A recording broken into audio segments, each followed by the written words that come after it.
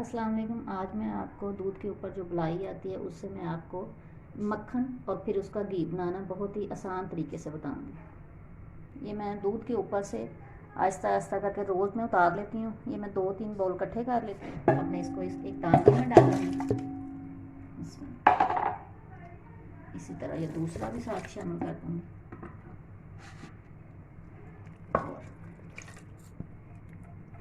अब ये जिस दिन मैंने घी बनाना हो उसको एक रात पहले मैं इसमें डाल के एक तांबी में किसी भी बर्तन को ले लें आप, उसमें मैं 1 चम्मच के करीब दही लगा दूंगी और इसको इस तरह मिक्स करके ऊपर ढक दूंगी और फिर इसकी मैं मक्खन पहले निकालूंगी, फिर इसका घी बनाऊंगी। अब मैं रात भर के लिए इसको ढक के रख दूंगी, सुबह मैं इसका निकालूंगी घी और मक्खन।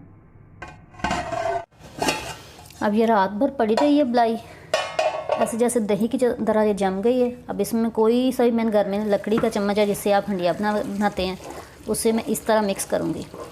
इस तरीके से ना तो ज़्यादा बर्तन आपके ख़राब होंगे, आराम से निकल आएगा। देखिए फ़ौरन जो है ना वो निकल आया। अब इसका अच्छी तरह सारा निकल आया। अब मैं इसमें बर्फ़ डालूँगी ताकि जो मक्खन है थोड़ा सख्त हो जाए और आसानी से इसमें से निकाला जा सके।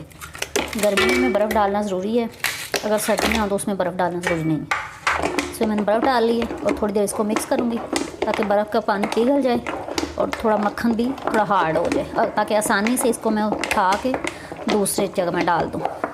साथ ही मैंने दूसरी जगह और देश के लिए उसमें बर्फ़ डाल दी है, पानी डाल दिया।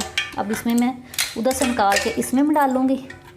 इसका ये फ़ायदा होता है कि जितना भी मक्खन में जो भी आपके लस्सी वगैरह जो दही क्या रह जाता है वो आसानी से निकल जाएगा और ज़्यादा से ज़्यादा मक्खन निकलेगा। देखिए मक्खन हार्ड भी हो गया, ना तो इसको मैंने ग्राइंडर में डाला है, ना ही मैंने ज़्यादा बर्तन इसके ख़राब किए हैं। अब इस तरह मैं एक बाउल इसमें पानी डालूँगी ठंडा और इसको 1 मिनट के लिए हिलाऊँगी, ये इकट्ठा हो जाएगा। फिर मैं जिस बर्तन में मैंने पानी डाला है, बर्फ़ डाली है, उसमें अब मैं इसको कन्वर्ट कर दूँगी पकड़ के। अभी मैं इस तरह निकालूंगी मक्खन को और ये ठंडे पानी के बर्तन में डाल दूंगी। इस तरह तमाम को मैं ऐसे कर लूँगी, फिर मैं बाद में दूसरे बर्तन में डाल के इसका घी बनाना शुरू कर दूँगी। तो ये कितना ज़्यादा मक्खन निकल आया। अब मैंने इसको एक डाल दिया देचकी में, पानी मैंने बिल्कुल इसका रिमूव कर दिया और मैं अब चूल्हा ऑन कर लूँगी। अब थोड़ी देर के लिए 10 मिनट के लिए थोड़ा सा मीडियम में आंच पे रखूँगी ताकि ये अच्छी तरह पिघल जाए। बाद में आहिस्ता कर दूँगी और फिर वो आहिस्ता आहिस्ता जो घी है ऊपर आ जाएगा, जो इसके जो बाकी चीज़ें हैं ज़ाया करने वाली वो नीचे बैठ जाएंगे आराम से, फिर घी ऊपर से निकाल लेंगे। देसी घी बिल्कुल तैयार है। 1-1.5 घंटे अब आहिस्ता से आंच पे आप इसको रख दें, इस शक्ल में एंड पे आ जाएगा। अब ये मैंने चूल्हा ऑफ़ कर दिया, ठंडा हो जाएगा और फिर मैं इसको स्ट्रेन करके किसी बाउल में डाल दूँगी या जार में डाल दूँगी। घी ठंडा हो गया, मैंने इस तरह का जार लिया है, उसके ऊपर मैंने एक स्ट्रेनर रखी है। इस तरह मैं स्ट्रेन कर लूँगी।